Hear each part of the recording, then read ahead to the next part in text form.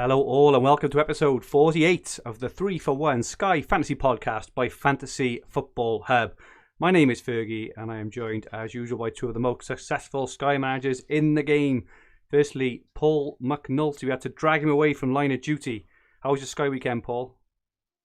Yeah, it was okay, but I brought in Lacazette today, so got a kick in the teeth at the end for DCL, so you know what's going to happen on Friday. Yeah, you're going to bring DCL back in and he's going to pull his hamstring again in the 5th minute because he'd be rushed back. Absolute killer. How was it other than that? Yeah, pretty average. I'm still hoarding transfers and not making moves, so I'm kind of stagnant and where I'm at. I had Patricio and Lingard yesterday, so I did as well as most people that of the high owned players anyway. Nice, and I see you're up to 57th overnight. Really nice jump there for you, Paul. Closing in on the top 50 with transfers in hand. Good work. We also have former Sky winner Dan Cox with us. How was your weekend, Dan? Yeah, pretty much same as Paul's. Really, like you're obviously happy Friday night, aren't you? Harry Kane gets a couple of goals, but then you realise that everyone else has got him as captain as well. Then he limped off at the end. Then you're like, oh no, what's going on here? Don't find out any concrete information, do you? Because then you start thinking, should I take him out? And so yeah, that. And then yesterday, same Patricio and Lingard moved up to 35th, and then today, Calvert-Lewin to Lacazette. Nightmare. I feel like for the first time in a couple of months, actually, I've got one up over the both of you because I brought in Holding, and even though it wasn't, a massive win, I've now got a couple more points on you today. And I've got the transfer in hand for Friday, even though I wouldn't be surprised if Holding doesn't start because they've got the Europa League next week, but we will see about that. A bit of distance between, innit? But yeah, hopefully he won't start.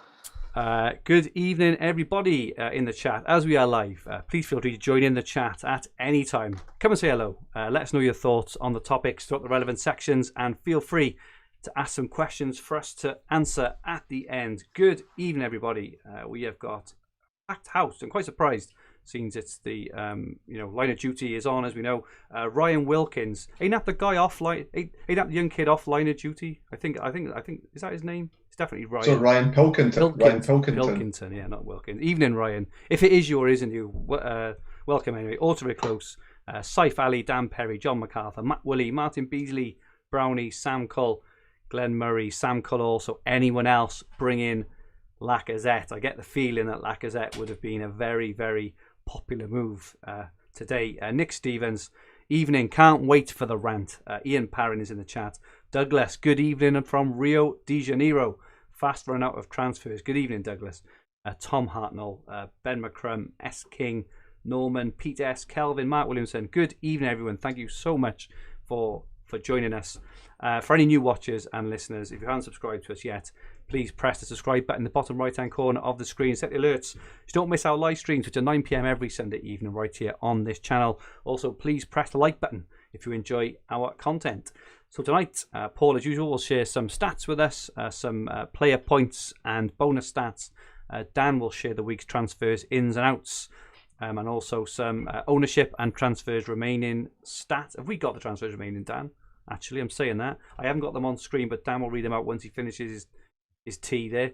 We will also look ahead to the remainder of Sky Game Week 32 and to Sky Game Week 33. We'll answer some Twitter questions, give some mini-league updates, and we will then finish off, as usual, with Dan's rant. Tom Hartnell asks, what crisps are you eating there, Dan? Is it crisps? No, mate, I've got some refreshers. Oh, refresher sweets, retro. Need a bit of a sugar rush, mate. Get me through it. Absolutely. Very good stuff. Okay, straight into it. And Paul, we have a graphic of player bonus points. Yeah, so this is just for the last 4 and a bit weeks, similar to what I done last week. So out in front is Pierre-Emile Højbjerg with 10 bonus points over that period of time. Nice split between passes and tackles there. He's going to be an answer to a question that's going to come up later on. Sitting in joint seconds, Yves Bissouma from Brighton, Kovacic from Chelsea, and then just behind them is the villain of the moment, Lacazette, Fred, Fabianski, and Lloris. Lewis Dunk also just sitting behind there. So those that have had patience with Lewis Dunk I've done well because he's still ticking over really, really nicely at the moment. Nice haul for him on Monday night as well. Absolutely. If you listen to the Planet FPL pod I was on a week or two ago, where I was trying to convince James to take out Lewis Dunk because it was a rubbish move to keep him in. I hope you ignored me on that call, because he has done very well for owners indeed, haven't he? Who is Jakub Moda? Who is in there? I've heard it. Well, I've heard of him. Is it Polish midfielder, played for Brighton? Brighton, yeah. He's in there with 6 bonus points. Yeah, he's looked pretty decent. A couple of decent shots from the edge of the box in a couple of games that I've watched as well. I just don't know that I would trust any attacking player from Brighton, I think. I always find it crazy how much this list, like how it changes and evolves, because you would think that, the profile for a person who's good on bonus would remain kind of reasonably static. But some of the names we've got in here are, Jacob Murphy, Thomas Partey, Nelson, Samido, Davrabka, Mo. I think it's a lot to do with a lot with the rotation on the big teams at the moment. Yeah, you might be right there. You see, there's no City players in there. Yeah. There's very few Chelsea, Man United. There's only a scattering of one or two players in there as well. Interesting stuff. And then we move on to player total points. Yeah, so Jesse Lingard way out in front on 51 over that period of time, which is really impressive. Jared Bowen sitting in third place there as well. He's kind of went under the radar a little bit. West Ham's got mixed fixtures coming up. A double up, probably not for me, but I could definitely see merit in it, especially if Antonio's out long term, because he seems to be playing in that sort of flexible position up front for them. Matheus Pereira, Lacazette again sitting in fifth in there. I saw a few teams, a few managers in the hub chat had Alan St Maximin in their team. Really nice differential for those, and has been bringing home the points as well. He's sitting 8th on the list. Yeah, I looked at him, and their fixtures are horrible, aren't they? I think he went off yesterday with an ankle knock as well. But I was looking at him because I had him at the start of the season. I think it was pre-overhaul, and he's just one of those players. He can just absolutely explode, and the way he plays, he's very good for man of the match as well, because he's so kind of extravagant. But yeah, the next few games, Liverpool, Arsenal, Leicester, and Man City, he's not going to get much change out of those, is he? Sadly, but he's done well. One player I expect to go up massively or a considerable amount in percentage ownership tomorrow is Trent. I think a few managers will be moving on to him. Yeah. But because the premiums, there's no one there's no premiums left. So everyone's got quite a bit of budget to move around. I'm sure I've got 8 million. I've got 8.6 million budget at the moment sat there, because I made a move today. So I did a Calvert-Lewin to Holding, which saved another 3 million or whatever it is. I got 8.6 million in the bank. So that Trent move might be quite exciting, because he's looked very dangerous, to be fair, haven't he? If you're looking for Sky Real suggestions, you should suggest interest on that for next season. Absolutely. Okay, let's move on then. Dan, most transferred in. We have someone far and away leading in the most transferred in. Yeah, so over the last week, since last Sunday, most transferred in is Jesse Lingard, 17,701 teams. 4% of all managers in the whole game. That is crazy. That's a lot. Seems how many dead teams there are as well. And and when we come on to his ownership in the top 1K, he's just, you would never have thought that at the start of the season, would you? If you'd have said that, I just would have been like, my God, what is going to happen this season for this to happen? You'd expect him to have 4 single game days or something would be, but unbelievable. Although I was worried when he stepped up for that pen, I thought he's going to miss this and be a minus captain on Saturday, but put it in again, didn't he? So, Lingard, the top bin, 17,000. Mason Mount into 4,132.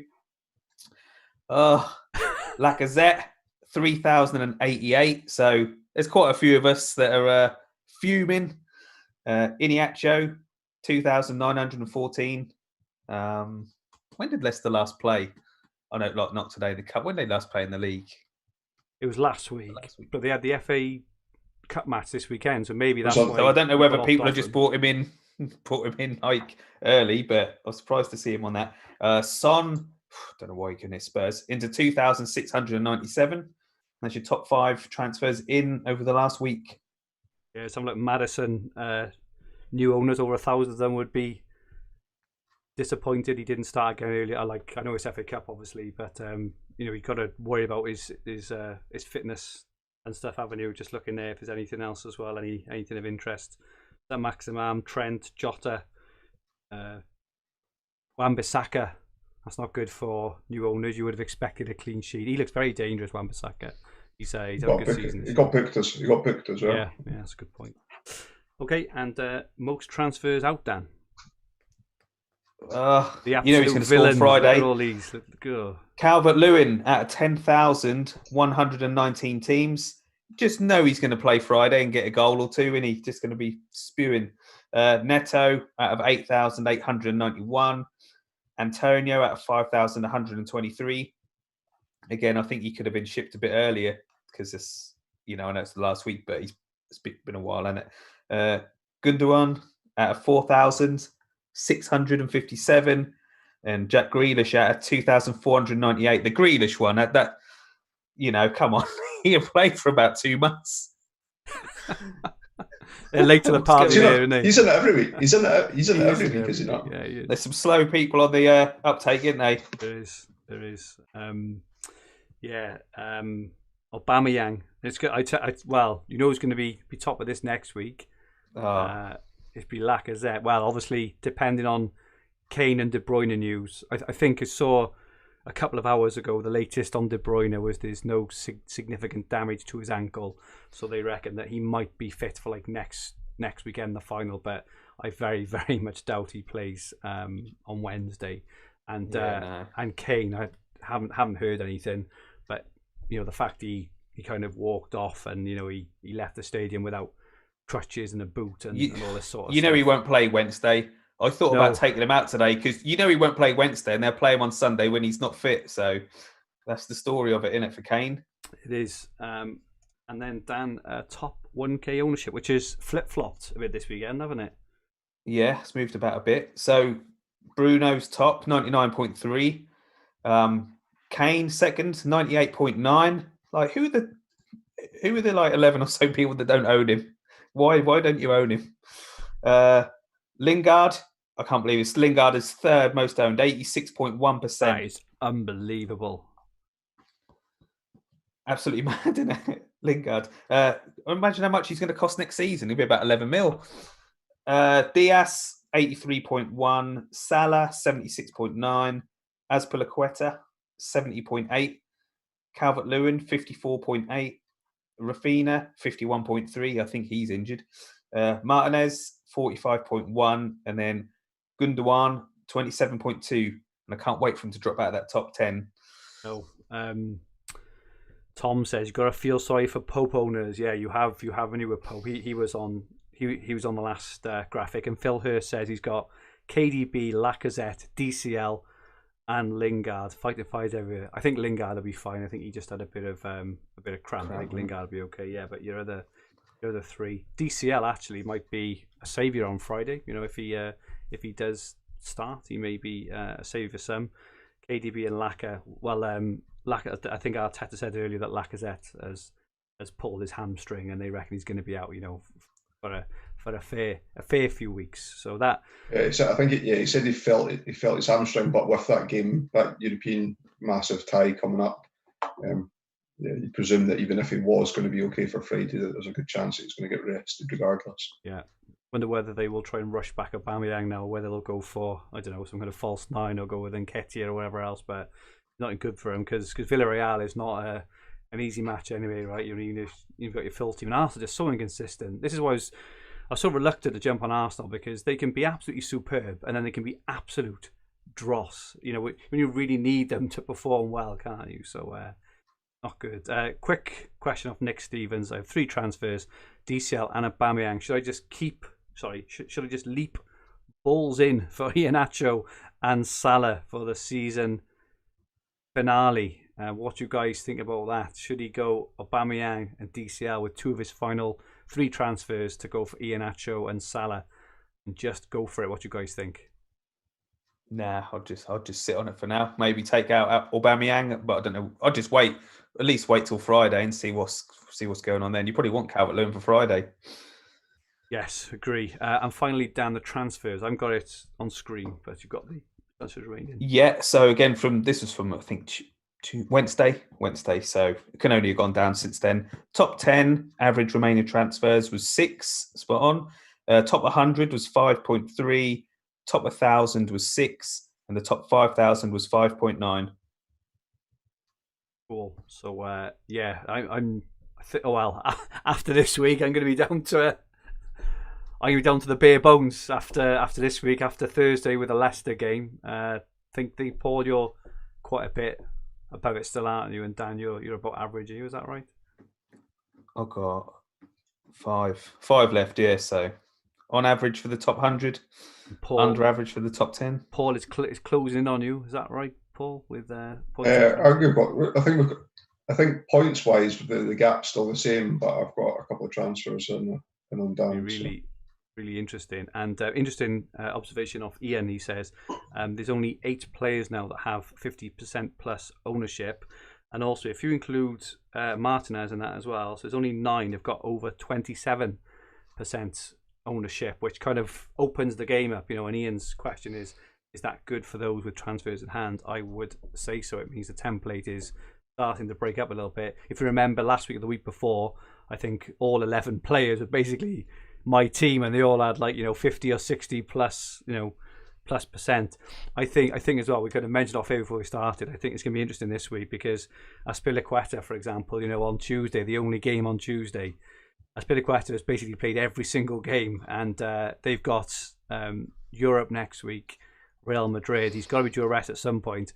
Wouldn't it just be a kick in the knackers for those who've held him for that game? Especially those that own Mendy as well, with Tuchel coming out and saying that Kepa is likely to play in goals on Tuesday. Definitely, and those who've held on to Dunk would have another one. Just a quick observation. I think we had some questions about it, so I'll leave it. But I was going to ask just about things like rotation and stuff, because as we've as we noticed earlier, total points, there's no one in there for the big teams at the moment. But I'll ask that. I will ask that later. Okay, so let's have a look ahead then to the remainder of Game Week 32 and Game Week 33 with what we know now with injury. So firstly, Monday the 19th, which is tomorrow night, we have Leeds and Liverpool. I think Rafinha is a doubt. Salah, probably the obvious captain then. Jota, if you've got Jota. Anyone, is it worth going with, if Rafinha starts and you're chasing, is it worth going with him, or would you, just advise just go with the obvious pick? Paul, can I ask you that one first? I think with the way that Leeds can defend, that I'd be very reluctant to go without Salah. I think there's going to be multiple opportunities. For example, being the Chelsea game, if Azpilicueta doesn't play, there's an opportunity to potentially use a transfer, potentially think outside the box and pick someone there. I wouldn't move away from Salah if he started tomorrow, even though his form's not been particularly great. Okay, and then Tuesday the 20th, the only game is Chelsea against Brighton. Dan, a lot of people are on Azpilicueta. If Azpilicueta doesn't start, would you advise using a transfer to get in someone else for that game or not? If they don't hold, obviously, someone like Dunk, or someone like that. No, don't bother, I don't think, because, like I said, Chelsea got the FA Cup final, haven't they? They got the Champions League. They're probably going to start, I don't know. I know they're trying to get top 4s. I just don't know. Chelsea got a lot of games coming up, haven't they? No one like Werner or no one like that appeals to me. It would only be like Azpilicueta or even Mendy, I'd say. But obviously, I know he's not playing. But I just think skip it. Like I can't be bothered with Azpilicueta don't start. I'm just going to phone off, won't watch it, and just pretend it never happened and hope it was 1-1 or something. I don't think it's worth a transfer. Would you want anyone from Brighton? I know they've got Sheffield United next, so that's probably passing bonus for Dunk again. But I don't know. Honestly, I don't know. I've only got Azpilicueta, and if he's not starting, I'm not making a transfer on that game. I think there'll be better opportunities for it, but it'd be so annoying. I was looking forward to this week, and now I'm looking at having three nights this calendar week without a captain, so not going well. The only argument between going for a Brighton player, if Azpilicueta doesn't start, is the Brighton player is probably going to play every game until the end of the season. You would guess, you're thinking of someone like Dunk or someone like that. But after Chelsea, the next few games they've got Sheffield United, Leeds, Wolves, and West Ham. So their fixtures are actually pretty good for a few games as well. So I think if you have got transfers, because you're not going to need Azpilicueta later on in terms of captaincy potentially, I think it may be worth a shunt. Personally, Paul, what's your kind of answer to that? Yeah, I'm in the same position as Dan. I've only got Azpilicueta. I think it's like, I don't think a lot of transfers are going to be getting used on that game, even if you've got Azpilicueta. And therefore, so it's a nice opportunity to make up ground if you want to take a punt or if you wanted to go back to Dunk. Leeds don't defend set pieces pretty well, like particularly well as well. So that run of games that you're talking about, there is definitely going to be opportunities of both attacking returns and passing bonus. So if you had a lot of transfers, I wouldn't advise against making that move. But I wouldn't hold out large expectation necessarily of getting something from that Chelsea game. Ultra Close mentioned earlier as well. He's thinking of going for Pulisic. And what do we think of Pulisic? I think the only thing I'd say against Pulisic is is to Dan's point. Chelsea have just got so many games. I think they're playing now, aren't they? Every 3 days or 4 days, until the end of the season. And I think I said last week actually. So I said at the end of last week's pod, I said something on the lines of, isn't it funny how there haven't been any high-profile injuries in the last few weeks, and all of a sudden we get bang, bang, bang, and and this is the problem now. It's coming home to roost with all these teams and and players who've played a lot of football. There's a lot of injuries, and if you keep messing around with transfers, players get injured. With Pulisic, you'd be feast or famine. He either won't play, or he could get you, a 10, 12 or 15 sort of pointer, couldn't he? And I don't know if this is coincidence or not, but at the tail end of previous seasons, like it seems to be the player just gets ruled out for the end of the season. Yeah. Because do you rush someone back to play one final game, particularly teams that have got nothing to play for, with the risk of doing long-term damage? Probably not. So you'll find that players won't be getting rushed back, and therefore they won't, you might be sitting with 8, 9 of it, fit players, available players. So you might want to think about retaining a transfer to for the last couple of weeks. I think with Pulisic, you just got to be prepared, I say, for feast or famine. He could, he can get you absolutely nothing, or he could get you massive haul. I suppose that's kind of answer there. And another transfer. And potentially, yeah, definitely. Azpilicueta, like I said, he's in 70% of teams, and he says a lot of people are in the same boat. So I just think sit with him. If you got Dunk, you're probably a jammy bastard. You probably just didn't have enough transfers to take him out in the first place, and you landed right on your feet. So you've had a there right you go. touch. Yeah, that's how it goes, isn't it? What can you do? Wednesday the 21st is probably the most interesting one of the week, and we had some questions around it as well, because the early game is Spurs against Southampton at 6:00, and then we don't get to see the lineups for Aston Villa against Man City at 8:15. And I was just having a brief chat with Paul before we started, because I'm looking at it from a different view, from a Dream Team view, right? But City play the Carabao Cup final on Sunday afternoon, and then they also play their Champions League match against Paris Saint-Germain. I'm assuming it's next Wednesday.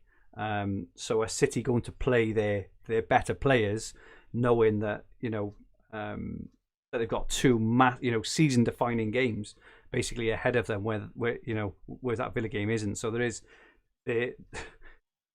that to think about. But the question we've had is, if Kane doesn't start against Southampton, which I think is pretty fair to say that he's not going to, who is the best captain for the Wednesday, knowing you're not going to see the Villa and Man City games? Paul, can I come to you first on this one?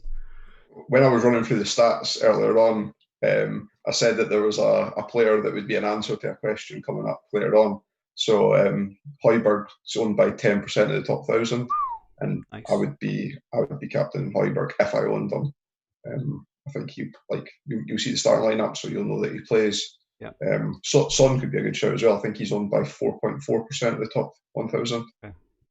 Nice differential there. So we had, I know Dan had balked at people bringing in Son, and rightly so, because you're never going to captain him over Kane. But in that game where he's potentially playing as the lone striker, I know Vinicius might play, but Son could be a good shout as well. But I was captain Højbjerg if I owned him. I personally think Vinicius will play. The kind of signs were in the last few games that he was going to get minutes. You think he scored in? Did he score against Newcastle the game before Newcastle as well? I think he'll play personally. We've had some shouts for Vestergaard. Vesta, bullet header time. Sam Cull says Vestergaard with 3 laughing emojis. Clean sheet passing bonus is happening. Yeah, I'm tempted. So I've got Martinez, and I'm tempted by Martinez because I think it's one of those games. Okay, you probably concede a couple of goals. I don't think I concede 5 because I don't think that they will play their strongest team because of these matches they've got after. I can see them winning, maybe, I don't know, 1-0 or 2-0, but they're going to be raining the shots. Martinez is such a good shot stopper, he's got a chance of a few points. I thought you had talked about bringing in Patricio a couple of weeks ago. I did, but I was talked out of it by 2 absolute rogues. So I've stuck with Martinez. Is this where he gets his clean sheet penalty save, man of the match, and the 2 fingers off Fergie back to Paul? The karma. The karma, exactly. It could be. What about Man City, Dan? If you were to pick from Man City from the remaining highly owned options, who do you think's guaranteed to start? Dan, I mean, it's an easy question. Ederson. I've only got Diaz, so I'm in big trouble on Wednesday already. Diaz or Vestergaard as my options.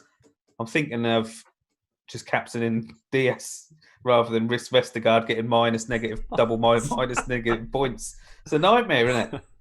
Absolute nightmare. So yeah, I can't see Diaz playing, to be honest. I don't know. I think everyone shipped off Man City, haven't they? Really? I don't think many left. Gundogan might play, Martin. He didn't start in the FA Cup, so he might play. Who can guess Pep Guardiola? Do you know what I mean? You can. It's a nightmare. I might just captain Vestergaard for a laugh. Martin Beasley is looking at the Spurs fixtures. Son would be a good pick, and it's not a bad point because afterwards, after that game, they have got Sheffield United, Leeds, Wolves, Villa, and then finish off at Leicester. So their fixtures for the rest of the season are pretty decent as well, So if you are that way inclined to go for Son, who'd you take out though? What, Lacazette? Yeah, Stones is owned by 18% of the top 1,000 and didn't start yesterday as well, so he could be a good shout. Geoboy says, I reckon Diaz will start on Wednesday. He seems to start. I think he's only had one rest in his last however many 9 or 10 games. He was rested last week, wasn't he? In match was that? I can't remember which match was, but he's kind of had a rest, haven't he? So you would. Oh yeah, last against Leeds, wasn't it? Yes, Leeds he didn't play. Yeah. So you'd maybe think that he's had his rest and he'll play these next few, but they've just got games every 3 or 4 days. You can't play them all. And again, surely he plays in the Carabao Cup final, and surely he plays in the Champions League. So. Who knows? We shall see. Okay. There was also a shout for Ward-Prowse if you own. Phil Hurst says Ward-Prowse for me. But that Wednesday is a tricky one. We've answered one of our questions there. Thursday, Leicester against West Brom. So I think we've done Leicester to death, to be honest, over the last couple of weeks. We've seemed to, be waiting for this 22nd for a long time. So I suppose an interesting question, I know when they're playing West Brom, is who's going to captain? Paul, who do you think is the best captaincy option for Thursday? Iheanacho. I think he's a man on form. He looked lively again today, took his goal pretty well. It's hard to look past him, isn't it? Yeah. Dan? Yeah, same. Yeah, I think I've got Fofana, but now it's just not the time for me to be, like I say, I did think about Holden today, but I just don't want to be a steady sort of defender. What, go all out for the Lacazette two goals that he was going to score or something. So it's got to be Iheanacho and hope for a big haul. So yeah, I think him. Although he'll probably get injured and then won't be playing the Palace game when you need him as captain. So there you go. Ryan Wilkins from Line of Duty said Son did score 4 last time they played Southampton, if you remember. They were putting that really high line, weren't they? They were, and also Jack Stevens was playing. And King put through all 4 balls was not going to be playing. You can't really see Harry Winks or Vinicius doing, having that same kind of quality. Although, like I say, he is, he could be a good shout. Martin also says I'm going Son in for Laka if he starts. It's a brave one there. Yeah, Thursday. So I brought in Fofana last week. I think he had a 0-pointer last week, which was nice instead of Lingard. Got a tackle bonus, didn't he? Did he? He had that last week. Yeah. I know they conceded like three goals or whatever. And I'm bringing in Soyuncu and Iheanacho as well on Thursday. That only leaves me with a couple of emergency transfers, but don't see at the moment many real opportunities.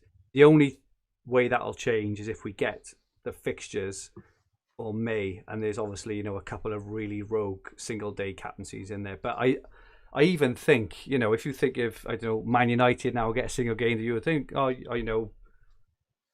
Bruno is Bruno going to play every single game because they're favourites against Roma. They've got a lot of games again, so you can say it with everyone now. Spurs, Man City, every single team who's left in Europe, especially, are going to rotate. Even maybe not so much Leicester with the FA Cup, but apologies, Paul. I can't what I was going to say now. It obviously wasn't that important. I'm hoping we'll get the fixtures this week, surely. I'm hoping we'll get them before like the Wednesday or Thursday. Then that might help with some planning because they've moved back the games, haven't they, at the end of the season so they can play like a home game in front of crowds. So then ones that were on the 11th and 12th of May are now on the 15th, 16th. The 15th, 16th now on the 18th, 20th. And it finishes on the 23rd. But that 11th and 12th, that'll be when the FA Cup games, when it get put in, like the Chelsea, Arsenal and Leicester Man U games. So you are going to want a Leicester, Chelsea, Man U, something like that in case they're split days. So it's all a nightmare. Plus, they've still got to fit in them other 2 games, haven't they? Who is it? Southampton Palace, Everton Villa. Yeah. So if we could get them before the end of this week, I could try and make some sort of plan with a few transfers I've got left, but I think we're going to have a bit of a nightmare still with Friday night games, Monday nights. I think we're going to be skipping some days.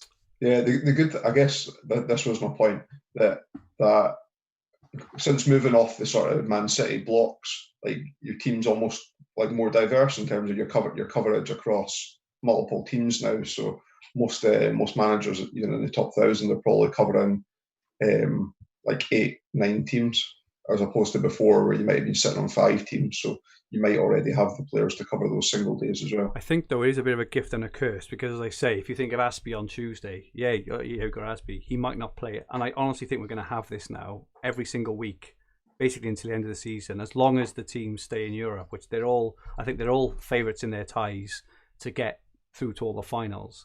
So you're going to have this every week now for the rest of the season. Every game where you think, I've got a nailed on Bruno or a nailed on Aspilicueta, whatever. I think it's going to be tough, and I think those who've kept the transfers back, this could be where it really pays dividends. Because, just for example, if I just pick out a fixture, Liverpool's not a good example. Chelsea. Hang on. Although, sorry, mate, I'll find you in a second. So United play Fulham, for example, in game week 37, right? If Bruno, if they're in the final or wherever, Bruno gets a rest because they've secured their 4th place, the vast majority of managers are screwed. Whereas someone like Paul, for example, if you've got them left or whoever it is, could jump on a Cavani or Rashford or whatever else, even a Maguire or and steal a 20-30 point march on people. I think this is where the transfers are going to be massive. Apologies, Dan, I interrupted you then. Sorry, mate. Yeah, like Liverpool, Klopp was saying they've basically got to win all the games, haven't they, to be trying to get in the top 4. So that would be like someone like whether you take, like you said, Trent or Nat Phillips, and I've got Salah, but would you go Jota as well, thinking they've got to do something? Or then again, you don't want to go too much into one team because, we're going to have a Palace Southampton game somewhere along the line. So do you need to keep, I've got Vestergaard. I think do I keep him for that Palace game? Might be a captaincy. So I honestly don't know. Okay, moving on to Friday, Arsenal versus Everton. Lacazette? Dan, are you moving back to Calvert-Lewin from Lacazette? Yeah, for a laugh. If Vestergaard gets a clean sheet or something, and I captain him on Wednesday, I might just I'm 35th, right? Today, I think I had a slim chance of being in the top 10 or something like that, right? But I think after today, that's gone now. I'm going to be in the top 100. So I might as well just have a bit of fun now. Do you know what I mean? I play it serious all year, so I might have a bit of fun. So yeah, I might just bring Calvert-Lewin in and throw 2 transfers in the bin and do that. But I don't know. I could just skip it. Like you said, Arsenal are pretty rubbish, and Everton have been pretty rubbish, inconsistent. So I could just skip it. I hope it's a 1-1 and be done with it. You sound like all the FPL managers this week who captained Moira for a bit of fun. Yeah, I better laughing their socks off now, aren't they? Paul, Friday, assuming you don't have any coverage for this game, what are your thoughts for those with Lacazette? Do you know what I was thinking of doing? But my original plan was to bring Lacazette in today and then do Kane to Iniacho on Thursday and then move Lacazette back to Kane, like long term, like so almost like doing a daisy chain move. Yeah. But now I'm just thinking of doing Lacazette to Iniacho, missing Friday's game, and then having Kane the Kane transfer in the bank so that I'm one step ahead, perhaps, or save the transfer down the line. So I'm considering going without unless we see that there's a single game day coming up. But even then, for me, it would have to be in the short term because I'm not planning a single captaincy day 4 weeks in advance this season. Just with everything else. Definitely. It's not an easy game either. You know, it's not like an obvious game for either team. Arsenal, Everton, you can see it finishing like 1-1, can't you? It's not an obvious game. Part of the reason for me getting rid of Calvert-Lewin as well was the fact that he's out of form just now. It wasn't like just because he's got that niggling injury if he came back and he obviously could do well in the game, but I think I'm just going to leave it now. Do you think for Everton in their favour, the next 3 after that, so they've got Villa, West Ham and Sheffield United at home, which are obviously decent fixtures, and I think they're also going to have a rearranged game stuck in there as well, aren't they, at some point as well? So I think, longer term with Calvert-Lewin as, an Everton pick or coverage, or whatever you want to call it, it's a pretty decent run afterwards as well. It's not just obviously the one games. If everyone, if anyone is thinking of doing that, bear that in mind after, especially if the fixtures fall nicely, you need a captain, things like that. As you say, Paul, early on, rather than, May the 22nd or whatever else, just before the season finishes. Okay, Saturday the 24th, Liverpool home to Newcastle. So obviously we get to see that lineup. You would guess that vast majority of people would be on Liverpool player. West Ham against Chelsea, Sheffield United against Brighton. That's probably a bit of an easy one, I would say. Just Salah if you got Salah, Jota if you got Jota. Anything else kind of stand out there for anyone? Trent and Dunk, both good shouts as well. Alternative. Cool. Dan, anything else? No? No, what you've said. Okay. Sunday the 25th, then we've got Wolves at home to Burnley. Leeds then play Man United. Villa play West Brom. Bruno probably the obvious shout. Dan, anything other than Bruno on that day? Patricio home to Burnley. Burnley do have a knack of scoring though, don't they? I would say that's the only thing, but yeah. Assume you'll be going Bruno. Yeah, I'll be going Bruno. Yeah. Okay, Paul. Anything different there? No. I'll be on Bruno as well. And then Monday the 26th, Leicester home to Palace. Obviously whoever you bring in on the Thursday for Leicester, Thursday 22nd, you'll likely captain on that day as well. Liam Dorrian, last year's champ, is just joining us in the chat. Liam, don't tell us who H is. For God's sake, whatever you do, Mother of God, don't tell us. Sorry for that awful impression there. I never watched this show. Is it any good, yeah? Dan, God. Mother of God. Okay, we've had some questions in. We've answered a few of them, actually. Robert Jackson asks, when will the next fixtures be released? Dan seems to think it's going to be this week, Dan. Hopefully Wednesday. Hopefully Wednesday, according Don't know where I got Dan. that from. I know. Any projections for which fixtures will fall on which days? So I know Ian Parrin put a couple, didn't he, in the Sky Fantasy Football Hub chat. Anything to share? Yeah, I just think that the difficulty now is that with teams out of Europe, like Spurs is out of Europe, so their games don't need to fall on the Sunday anymore, and same with Leicester as well. So it's getting harder to predict what's going to be on what day.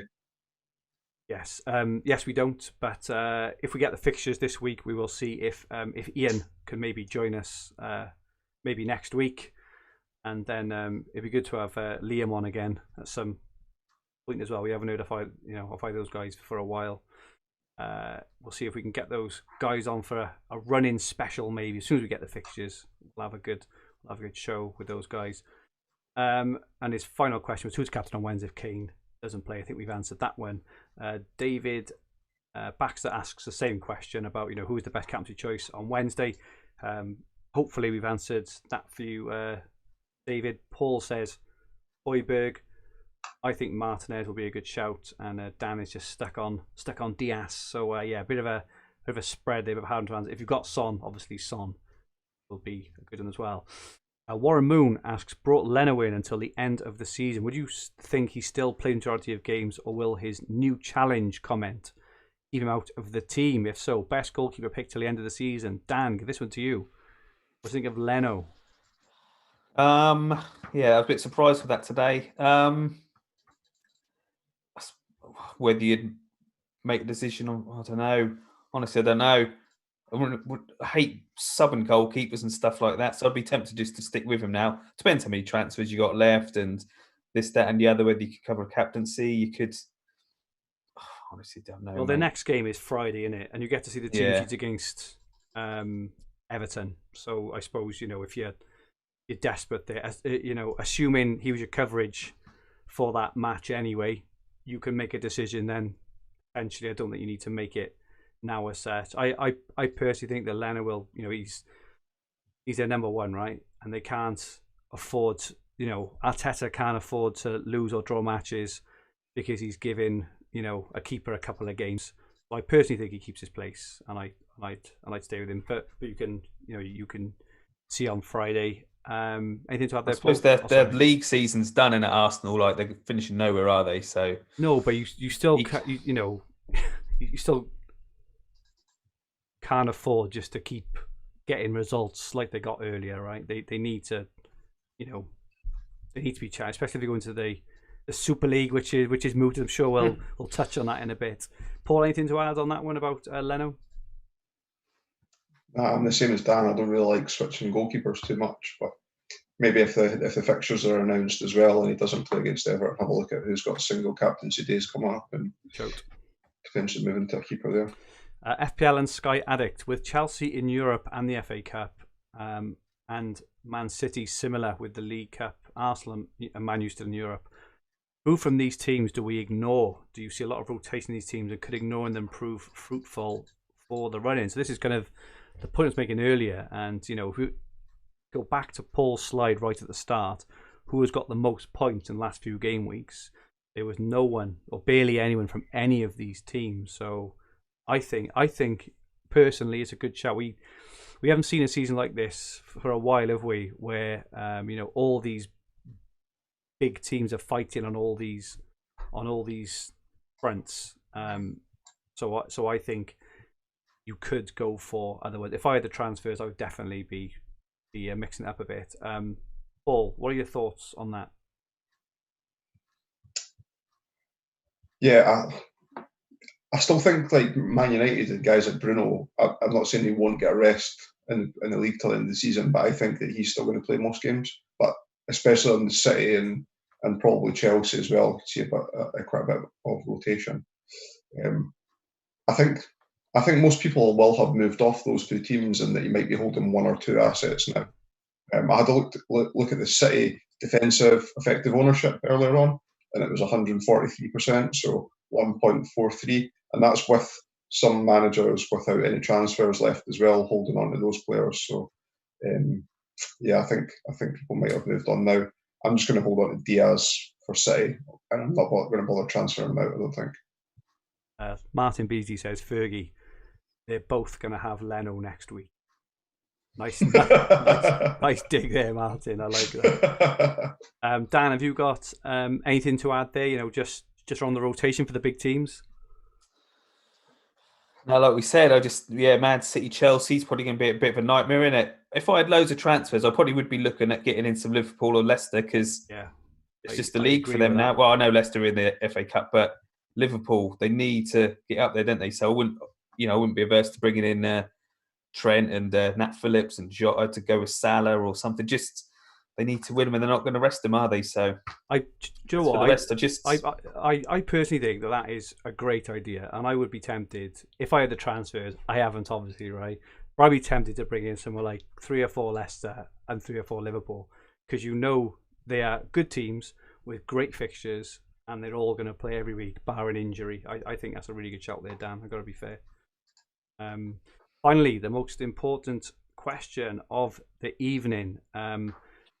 Our fancy footy, Dan, ice cream. Do you prefer the stuff they scoop out, so the scoopy ice cream, or the Mr. Whippy style 99er with the sauce and sherbet? And I've never had sherbet on my ice cream. I've had the You need sprinkles? Yeah, like hundreds and thousands, isn't it? He says sherbet though. I don't know where he's from. As we know, Paul, strange things are different in different areas of the country. Dan, are you a scooper or Mr. Whippy? Mr. Whippy, mate. Do you know what annoyed me, right? There was an ice cream van near us, right? I went the other day to go get a Mr. Whippy. And the guy was like, "Oh yeah, sorry, mate, the machine's broken, but I've got tubs." Like he had the Asda price that you might have at home. I'm like, I'm paying £3 for a scoop of that. If I want that, I could just get I want a Mr. Whippy. I was like, what would you even bother going out with the truck for if the Mr. Whippy's broken? I thought pointless. Do you know that the 99, so the putting the flake into the Mr. Whippy was invented in Portobello in Edinburgh? There you go. Wow, amazing. Mike and Eve is a Mr. Whippy fan. Paul, what about you? Mr. Whippy or Scooby Scoop? Yeah, Mr. Whippy. Are you? I'm a Scoop, see, but I'm spoilt in the ice cream department. Have either of you heard of the Sub-Zero brand ice cream? I don't know if you would have. I'm not sure if it's a Welsh thing, but it is absolutely amazing anyway. And the main factory and one of their biggest outlets is about half a mile from my house, randomly, up in the valleys. And on Barry Island, they buy it from there. And the Sub-Zero ice cream is just absolutely unbelievable. So if you're ever down in Barry, gents, I'll take you to the island for ice cream. Matt Woolley says quality Cornish ice cream either way, so he's not bothered. But yeah, if you're ever down in Barry, who's Pete Kemp, he lives on Barry Island, he'll back me up. Marco's ice cream, like on Gavin and Stacey, absolutely incredible. Is it actually called Marco's? Yeah, it is. Yeah. That's his name. He's Italian origin. Glenn Murray says only ice cream, cherry, a personal favourite, not mad on that Ben and Jerry's peanut butter. Yeah, very quickly just to finish off. Cool, we can afford that Ben and Jerry's. He's doing all right in life. Just to finish off, gents, favourite flavour ice cream. Just finish off the ice cream section of the Sky Fantasy podcast. Paul, what's your favourite flavour ice cream? Traditional wise, maybe raspberry ripple. I'm the same. Raspberry ripple, 100%. Dan, what's yours? Yeah, I'd probably say the same again. Wow, I like really that. Please. That's cute. It's very cute. It's cute. When we have our meet-up in the summer, we'll all be walking along with raspberry ripple ice creams, won't we? And a last one from Dan. Do you deep fry Mars ice creams, Paul, or just Mars bars? No, but I did see Picantes in Edinburgh at Christmas time. So this wasn't last Christmas because we're in lockdown. The Christmas before, they were deep frying Christmas puddings. So like we'd had this conversation before about like deep fried Mars bars and stuff like that, like how it's a Scottish delicacy. But yeah, deep fried Christmas puddings, even that was like a step too far for me. Wow, that is unbelievable. They will deep fry anything, won't they? If you're away, yeah, absolutely anything. You get deep fried drugs, can't you, and stuff. There's a lot of love for everyone's on Mr. Whippy. Yeah, Ryan Wilkins 99, Mark Williamson. Oh, he's a Magnum guy. In all fairness, Oh, he's doing well in life. So expensive. Someone's on too much money. Isn't he? Tom Hart. Have you like in London? They've got a Magnum shop where you can go and customise what the Magnum that you're about to eat. Flip it. They've got one in Rome, and I'm sure they've got one in London, maybe like Covent Garden or something. When I take the kids, like when the ice cream van comes and all stuff, it's just like a Mr. Whitby, whatever, small tub and all this. When they saw, oh, can we get a Magnum? And you look and you're like, £2.90. It's like, what? It's like, what's your markup on that? It's like, no, you're not having a Magnum, son. She ain't got none. We'll have a Mr. You can have Whitby. a choc ice, thanks, or a milky, or those milky. A Milka, was it? Mini Milks. Mini Milks. Yeah, Mini Milk. Yeah, I remember a You remember screwball. the screwballs? I do remember. They had the chewing gum in the bottom. The rock solid bubble gum at the bottom of it. I used to have the old. We would hear the ice cream van and we'd be like, "Oh, the ice cream van." My mum would always be plenty of chuck ices in the freezer, Andrew. Yeah. Lots of love in the chat. Boris the Blade loves a Mars ice cream. Mike Neve, deep fried cream eggs for Easter up here. Not sure what that. And Glenn says you can take any chocolate into some chippies and they'll fry it for you. Absolutely 1 ton mini cream eggs they were. Absolutely mad they are up your way. Absolutely bonkers. Okay, let's move on. Enough ice cream chat. We're on to the Hub £500 League. In 10th place, Peter Brown. Dan, I noticed you're now 12th in this, mind. You're just off the leaderboard. They've updated the league spot. Oh, they've updated it. Oh, yeah.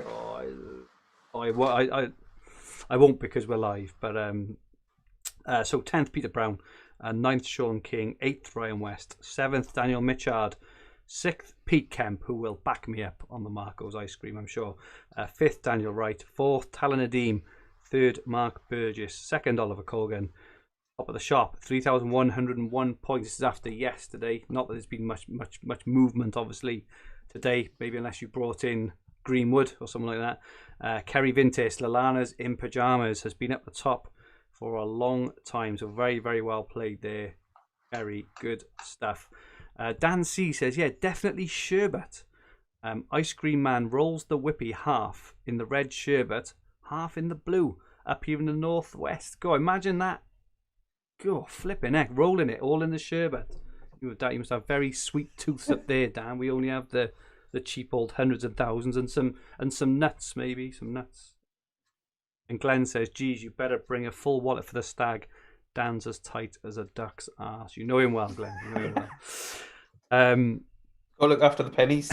You have Four Nations League. Let's ignore the crap at the bottom. 6th, Dan's second team on 2926. My team is in 5th, 2945. The rest have pulled way ahead of me now with that Lingard shout last week, I think.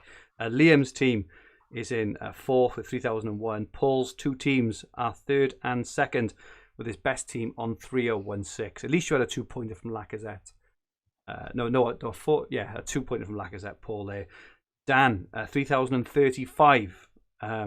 Really, really good stuff there, Dan. Up to 35th overall, and it's all downhill now. And 12th in the Hub Members League. You've got to do bloody well there. Brownie says, do you put all the different mix of flavoured ice creams together when you go on holiday? I do, and the missus goes crazy. I can't say I do. My kids do. My kids. So like a different scoop in the tub. You mean like a 3-scoop tub, and you get a scoop of each? Yeah, I may have 2, but I wouldn't like have. Well, he says different mix of flavors. Oh, I'd have like 2. I wouldn't have any more than that.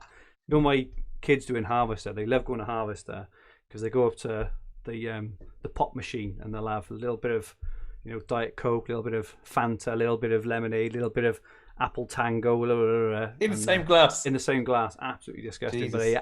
But they love it, and it's great for me because Harvester is quite reasonable when you've got a young family of 5, and the salad bar is free. And Fergie, don't touch that salad bar. Hey, easy. But What I would say is, I'm not that flush. We only buy the one glass for the pop machine, and they share it, and they rotate it with the free squash that comes with the other kids' meals. Too right, mate. Too right. Don't tell him. £3 a drink, otherwise, Dan. You spend more on the drinks than you do on the bloody food sometimes. They can afford it, these big chains, mate. Can you, right? Okay, finally, Dan, what's upset you this week? Oh, do you know why? Do you know what? Loads upset me this week, Loads. right? Oh, Jesus. Loads. Buckle up. So, going back to last Monday, right? Calvert-Lewin, a no-show. Like, where'd that come from?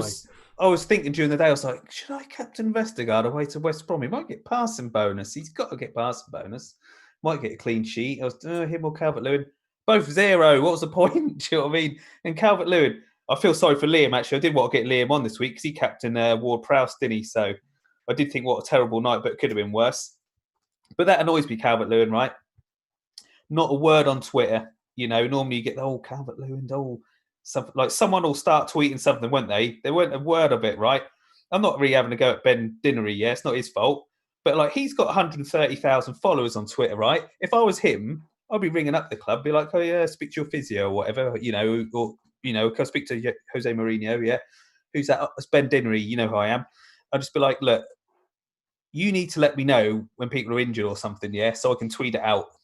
That's, there's no good him. I was fuming. He tweeted out, like, after the team lineup come out, Calvert-Lewin, small injury. I'm like, well, that's no bloody good telling me now. I want to know that at midday today. So, not a fault of him, but, I think he needs to be getting in there, give a contact in each club, ringing them up, let me know. I'll only let like 130,000 people know on Twitter. Do you know what I mean? The opposition won't see, but just let us know because it's really important for fantasy football.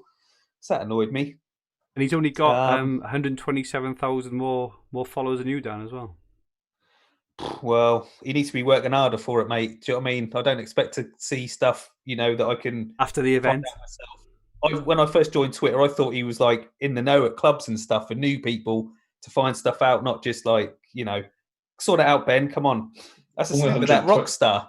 When Rockstar tweets out the stuff 5 minutes before kickoff, well, that's about much use as chocolate teapot, mate. What good is that? 5 minutes before? I want to know 12 hours before.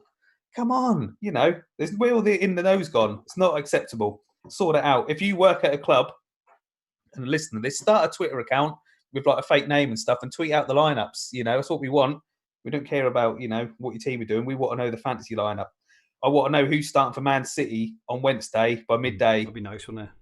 God, wouldn't it just, if someone just knew, like, yeah, even if they could say Diaz will start and Sterling will start, and I do think that's one of the things in Sky which I don't enjoy. I know everyone's in the same boat. I do understand that, but I think that is one of the things I don't like, where you only get to see one lineup and it's purely based on the scheduling. But anyway, that's for another day. What's your next rant, Dan? Kane getting injured. That's annoying, wasn't it? And you just don't get nothing, do you? I didn't think it might have been today, but then it's probably not really a moan. But why does everyone keep getting injured for? Lacazette today. Like, come on. It's annoying, isn't it? I think the main one is that Calvert-Lewin, and there hadn't even been a whisper about it. Do you know what I mean? Not even none of all. Not that I'd have done anything else anyway, because I'd only captained Vestergaard and he got no points anyway, so they got the same. But do you know what I mean? If someone must work for a football club or know someone's auntie who makes the cups of tea or something, like, come on, we need more info out there. Give us a hand. It's hard time of the season. What do you think of the new European Super League, Dan? Are you all for it? If they put it on ITV, yeah, I'm all up for it. But nah, I watched that little clip of Gary Neville for about 3 minutes going on. You can't argue anything he says, really. Says it all, really. It's a joke. And I think, like, I don't mind Arsenal, right? They're taking the piss, and they ain't been anywhere near the Champions League. That's like Norwich. Oh, yeah, we're up for the Super League. Do you know what I mean? It's just like, what? I just think, what? Nah.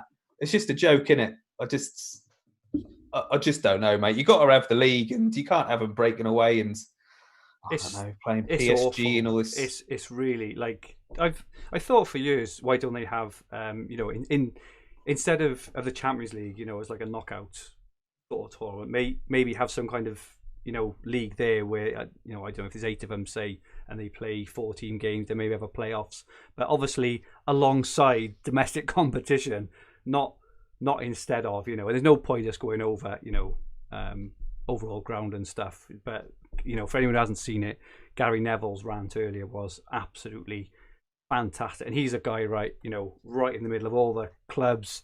He really knows the score, and I think he just put it perfectly.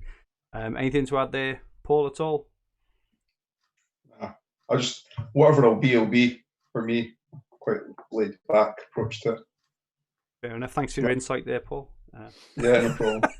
No, it's fair enough. I just think that's a joke, though, isn't it? Like, and to make it a closed shop as well. Like, then I don't know. So you're then saying, I don't know, Everton or whoever else could never then get into it. Just seems a bit mad to me, doesn't it? Although, if it meant Man City and all these that rotate all the time, and we got a league where the same 11 played each week, that would make it a lot easier, wouldn't it?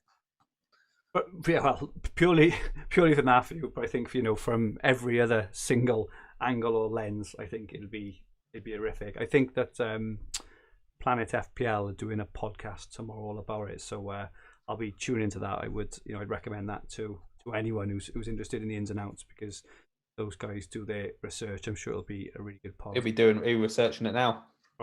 He probably is. I think, was there a statement due out in the last hour about it? I'm not sure. I'm going to have a look now. Yeah, I think there was. Yeah. I have to decide whether that's more important or Line of Duty. We'll have to see now. David Jack has just joined us from Line of Duty. He says just finished What's Occurring. Don't tell us who H is, David. For God's sake, we're just wrapping up now. Any other rants, Dan? Line of Duty's annoying me. They know we're on at 9. Couldn't they have gone on at 10, 8 o'clock? And if anyone who's been watching this as a regular, right? I know we have got regulars tonight, but if you've been a regular in this, but now you've chose that, nah, you go listen to the Sport and Life podcast, mate, because I'm not having it. Dan, I'd be choosing it if I could. It's only because I run the tech. No, I'm joking. Although Fergie said, Fergie's written down everyone's name who's in the live chat, and because you've been loyal and stayed with us, he's going to buy you a pint at the meetup. Thank you, Dan. Thanks for that. One thing I would say is that in 2 weeks, it's our 50th episode, and it coincides with the potentially final last ever episode of Line of Duty. So we were thinking of doing that episode at 8 o'clock on that Sunday, so we can wrap up before 9 and we can all go off and watch it live, because we've been watching Line of Duty on and off for like 9 or 10 years, and I do not want to find out who H is by accident by just scrolling through Twitter. So you're going to put us on an hour time limit? Yeah, we're going to. Well, it's less. It's less than that, because we need to be downstairs, have it on in time for to find out who H is. That's what it's all about, Dan. God, we'll have to be on it on that week then. Well, but it's not for a couple of weeks now, anyway. What, we're going to party hats and stuff? Yeah. We'll have to have a think. If anyone's got any ideas about what we can do for our 50th episode, please let us know. So it's not next week; it's the week after. Obviously, we timed it to coincide with Line of Duty to give all our watchers and listeners the best Sunday night experience they've ever had in their life. They can just roll off this stream, go straight onto Line of Duty. 50 episodes, so that's about 80 hours of listening. It is, and about 50 hours of Sky content and 30 hours of bollocks. Tom Hartnell says, I bleed 3 for 1. Tom, that is a pint for you in the summer. He does. Don't worry about that, buddy. Oh, do you know what else annoyed me, actually? Go on. My son has found this, and when we did that interview, me and you, like Fantasy Football Legends or whatever you called it. I think you might have called it Veterans. Fantasy Football Legends, I called it now. Yeah, but he found that. He went, look, Daddy, and I'm like, oh no. Now I've got to suppose I better rein it in a bit on here for my son's watching and stuff. And if you're watching, get to bed, because I told you twice. I'm getting sick of this. Especially the thing is, you say about all the girls in work and stuff, Dan. I know, so going to keep it pretty just fancy football based from now on. Chucked you under the bus there, sorry, buddy. Okay, Dan, where can people find you? Twitter, Dan Cox 82, article, really good on Fantasy Football Hub each week. If I say so myself. Well, it is after Fergie edits it. I change it all. I change all the tips. I change everything. I read that last week. I thought I didn't write this. No. Okay, cool. And Paul, where can people find you? At Paul McAnulty 1 MCA in ULTY. Fantastic. Thank you all so much, as usual, for all your support and interaction with us on the stream this evening. Appreciate there are far more important things going on, aka line of duty. One favour, could everyone please retweet the podcast tomorrow morning when we tweet it out? That would be grand. And my Twitter handle is at @FFH_Fergie. Please drop us all a follow.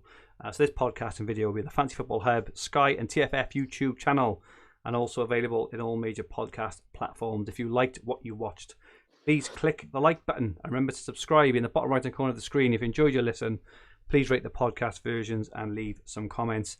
Our handles on Twitter, Instagram and TikTok are at FFH_HQ, and our podcast Twitter handle is at FFH_Sky. So please follow and feel free to ask any questions at any time.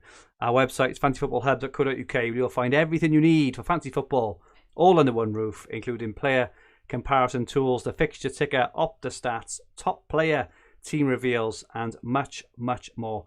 Good luck to all our watchers and listeners for this coming week and for next weekend. We'll be back live next Sunday at 9 p.m. to look ahead to Sky Gameweek 34. Dan Wright says, see you next week to complain about Iheanacho's hammy. Brilliant. Stay safe all, and good night.